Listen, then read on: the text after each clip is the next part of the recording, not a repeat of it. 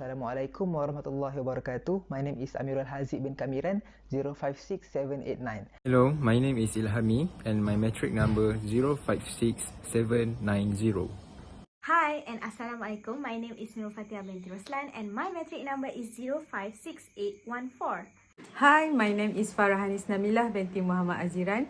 My metric number is 056819. My name is Ahmad Nabil bin Muhammad Asri. My metric number is 057016. I am from Group 11 and our topic for the presentation is extension of port state jurisdiction over the incident occurs in the high sea. When we are talking about law of the sea, it is inseparable from the development of international law. Historically, international law began not as a system of regulating affairs between nations, but as a mechanism for protecting international trade. At the time, port of the states played an important role as a medium for commercial activities.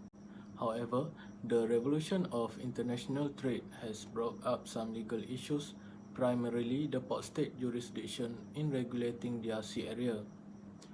Now, what is meant by a port? A port is a town or city with a harbour or access to navigable waters, whereas a port state is the state with territorial sovereignty over a port. Moving to the port state jurisdiction can be regarded as states' capability to exercise legislative and enforcement jurisdiction over their port.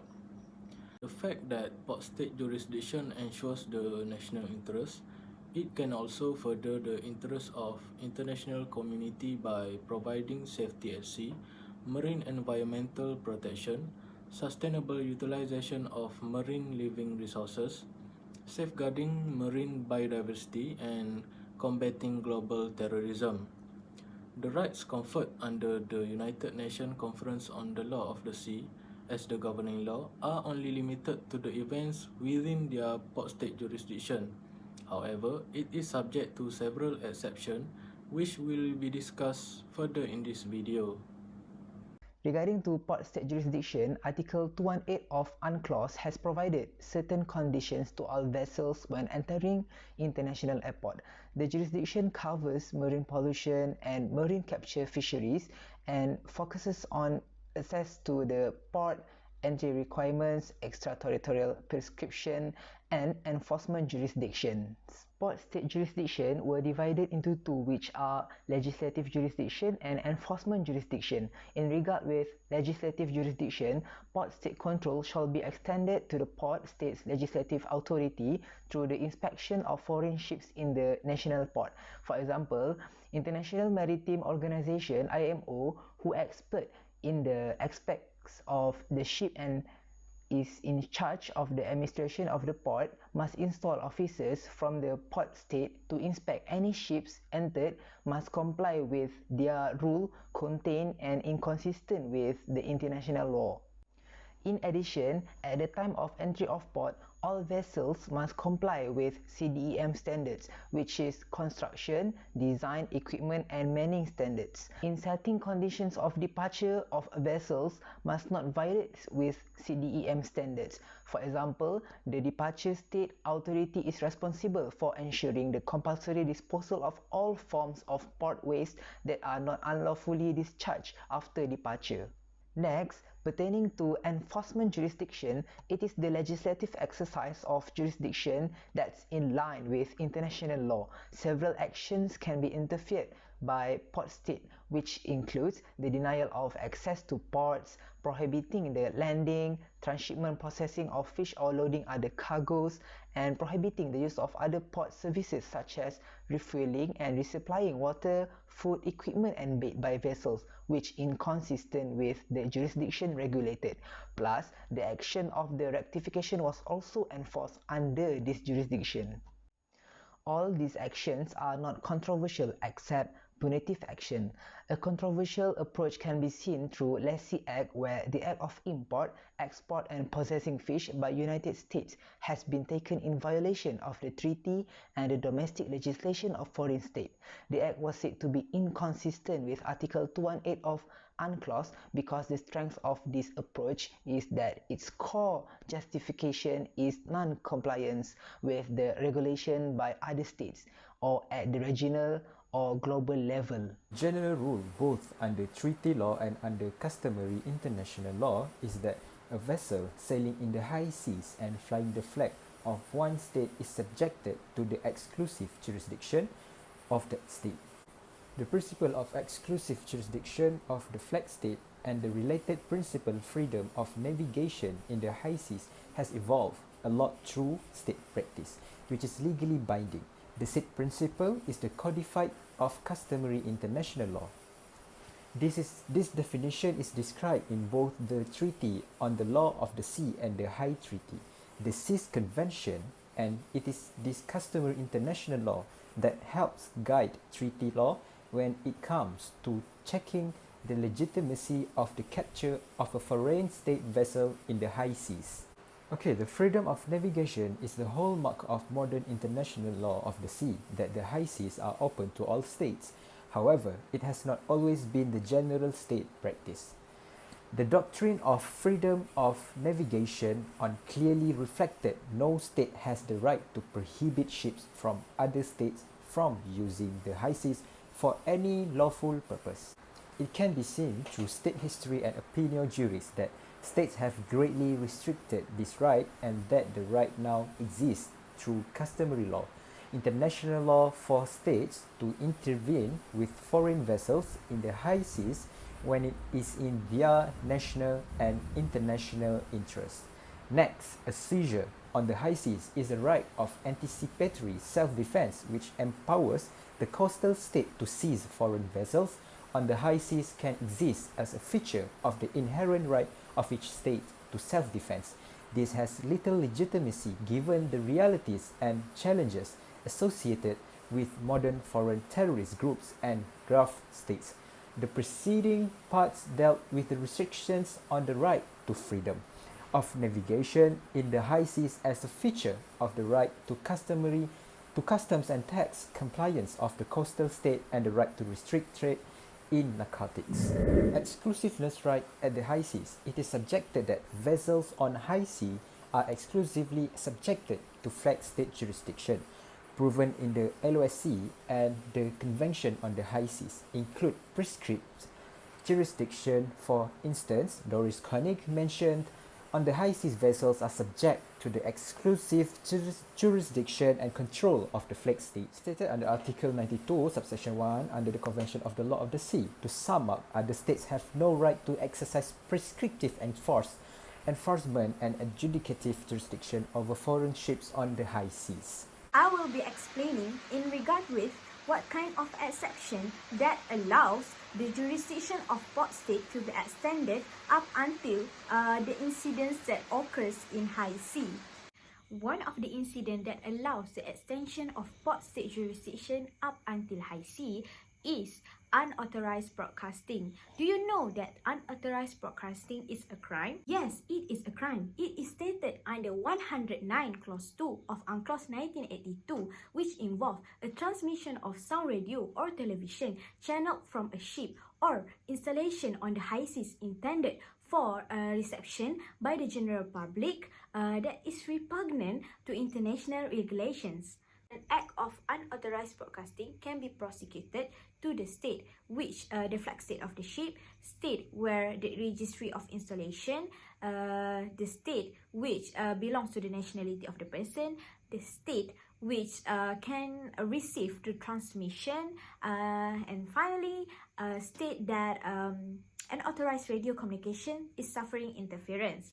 Those kind of ships that I already mentioned just now may arrest any person or a ship that is engaged with an act of unauthorized broadcasting.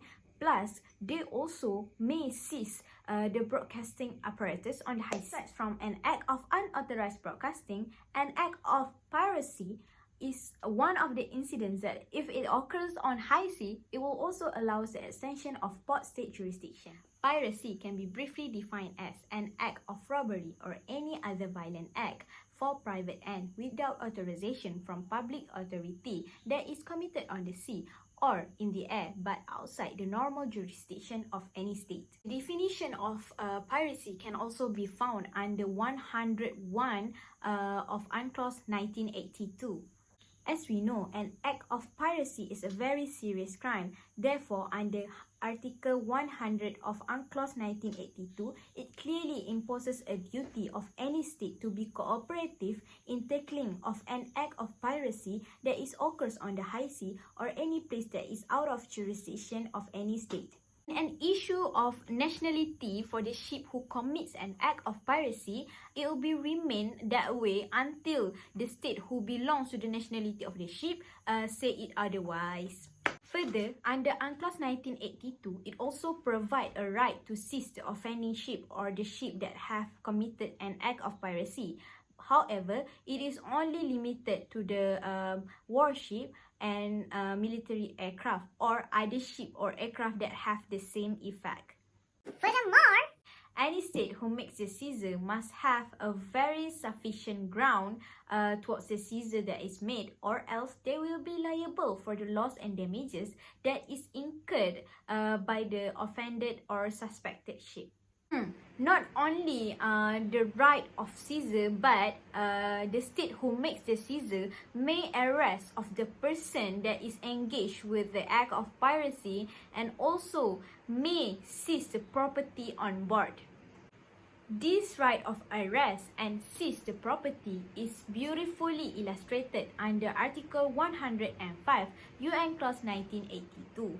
Also, the court of the state that makes the seizure are empowered to impose penalties upon the offender, the property, and the ship.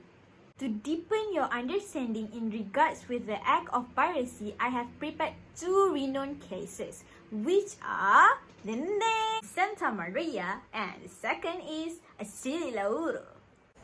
Next, another crime that excludes absolute jurisdiction of the flag state flew in the high sea is the crime of drug trafficking. It is governed under Article 108 of UNCLOS. These provisions grant the power of the third state to combat the act of drug trafficking occurs in the high sea. Moreover, in paragraph 2, states that if any state has reasonable ground to believe the flag state is engaged with illicit narcotic drugs or psychotropic substances, they may request further cooperation with other states to combat and suppress such traffic.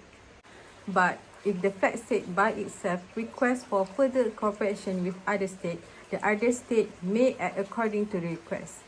Both provision empowers the third state into battle against the drug trafficking occurs in the high sea only to the extent of reporting the crime to the flag state. Any seizing or arresting is prohibited. Here we go to another exception, which is the right of hot pursuit under Article 111, Clause 1 until Clause 5, governs under UNCLOS. The first one is, the pursuit may be initiated if the foreign vessels is within the jurisdiction of the pursuing state, and it may be continued over the territorial sea if there is no interruption during the pursuit. Second, the right of hot pursuit is subjected to matters of jurisdiction in that particular maritime zone. For example, if the foreign vessels has infringed the right of coastal state under exclusive economic zone, then the coastal state has right of hot pursuit towards their foreign vessels. Further, the right of hot pursuit ceases as soon as the ship pursued enters territorial sea of its own state or of a third state. Moreover, this provision allows the coastal state to arrest foreign ships which remain on the high sea but pursue to commit an offence within the limit of territorial sea or another maritime zone by using their boats. In exercising this right, the aircraft cannot be bluntly suspected the ship who encroached the maritime zone without giving any warning or signals that enables the ship to notify. Last but not least, the right of hot pursuit can only be exercised by military aircraft or warships. According to the paragraph 6, if the aircraft wish to pursue, it must be actively pursued until another aircraft take over to be summoned again, but is not applicable if the aircraft is able to arrest itself. Overall, port state can exercise its jurisdiction to the extent of the incident occurred in the high sea, subject to only some circumstances. The circumstances are piracy, unauthorized broadcasting, drug trafficking, and the right of hot pursuit. However, in exercising the extension of jurisdiction, the port state must act reasonably, fairly and justly without any insidious motive. And remember, this right cannot be exercised freely. That's all from us. Thank you.